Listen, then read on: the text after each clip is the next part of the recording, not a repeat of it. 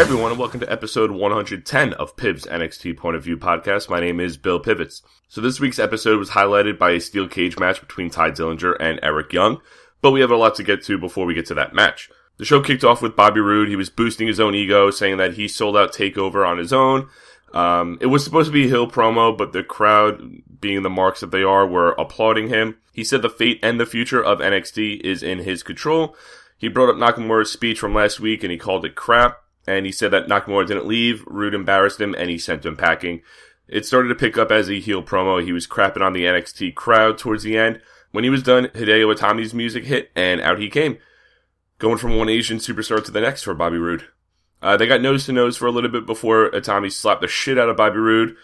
Roode was fired up at this point. He put his title down, he took off his jacket, rolled up his sleeves. He went towards Itami, and Hideo picked him up and connected with the GTS and left.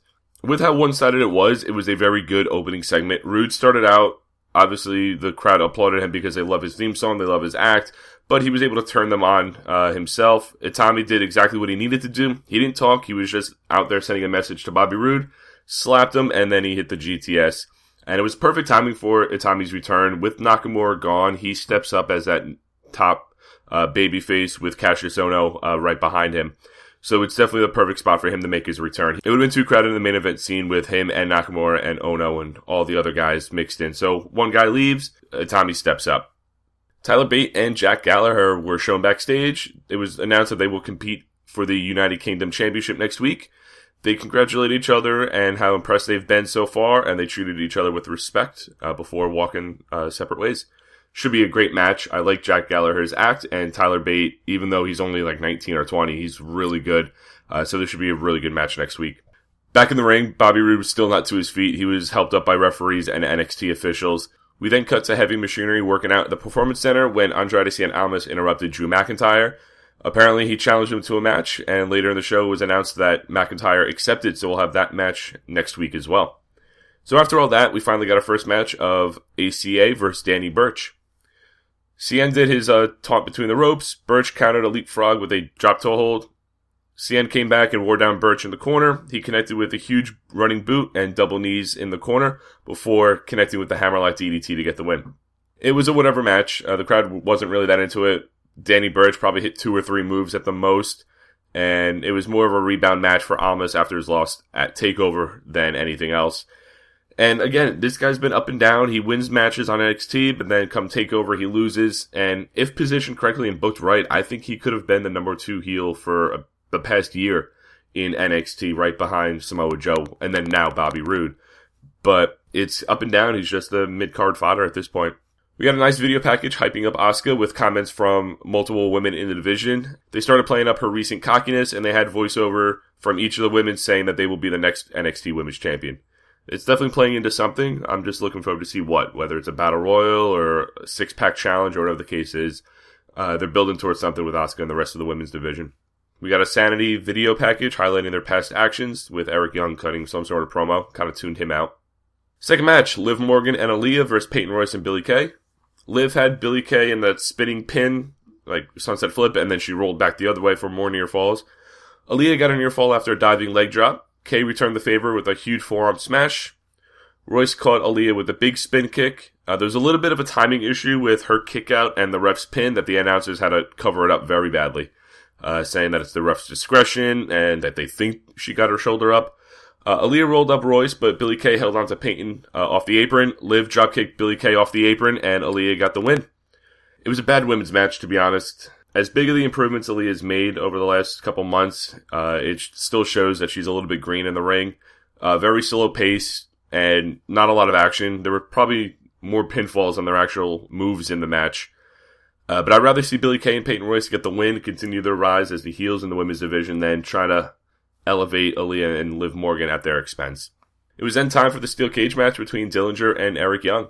As soon as Eric Young got in the ring, Dillinger went after him, didn't really give him any space to breathe. Young raked the eyes and he took over. He had Tye between the ropes in the cage. Tye went to escape, but Young was able to catch him and landed a sit-out powerbomb. Tye grabbed Young by the throat and tossed him from the top rope to the mat. Now Eric Young's going to have a worse voice than he already does, so get ready to listen to that. Tye recovered a little bit and he tossed Young into the cage multiple times. He connected with a super kick and Young was busted open at this point. Eric Young was able to catch Dillinger again before he escaped. He clubbed the back of Ty Dillinger, and the crowd chanted 1 instead of 10. He then knocked Ty to the mat, but instead of going to escape, EY hit a diving elbow from the top of the cage. Dillinger somehow kicked out of that, and Eric Young went to leave, but Ty grabbed his boot. EY stalled a little bit, taunting at him, which gave Ty the opportunity to lift him up and hit the tiebreaker. Dillinger was crawling to the door when the rest of Sanity ran down. Nikki Cross jumped on the referee's back. Alexander Wolf and Killian Dane were right in front of the doorway when Dillinger looked up. He was a little scared at this point. Not much later, Roderick Strong, Cassius Ohno, and Ruby Riott ran down to even the odds. Dane ran over pretty much everyone and began to climb the cage to get inside, but Dillinger knocked him off. He then threw EY into the cage, which knocked Alexander Wolf off the other side. Ty Dillinger went to the top as Killian Dane entered. He then landed a huge crossbody on both him and EY, which that was another huge spot in this match. I thought the diving elbow drop was enough. Wolf began climbing his spot as Ty Dillinger crawled out of the door to get the win. First match was whatever, started picking up steam with the high spots with the elbow drop, and then the second half with Sanity and the other baby faces and the huge crossbody. That's where things started to pick up. And in typical WWE fashion, no one can be kept out of the cage, even though they brag about it that it keeps everyone out. Nah, everyone's going to find their way in. I do like how this one played out, though. Ty gets the big win on his way out. Sanity doesn't really lose too much because they didn't have the numbers advantage like they usually do. So it was even the odds, and Ty Dillinger was able to take advantage of that. He got lucky, they could say, that he hit the crossbody and then his friends were out there. And again, the huge spots were a big surprise, the elbow drop and the crossbody too. And it was nice to see Ty Dillinger get the celebration in his last NXT match. He's been down there for a while. The crowd developed to like him and eventually love him. So him getting the big win and his send-off was very nice. Overall, I liked the opening segment between Roode and Hideo, and the main event was good. The Asuka video package was nice, as it's, I think, building towards something with the rest of the women's division. The other two matches were whatever, really didn't care. But next week should be really good. You have Drew McIntyre and Andrade Cien Almas, and Tyler Bate defending his UK Championship against Jack Gallagher.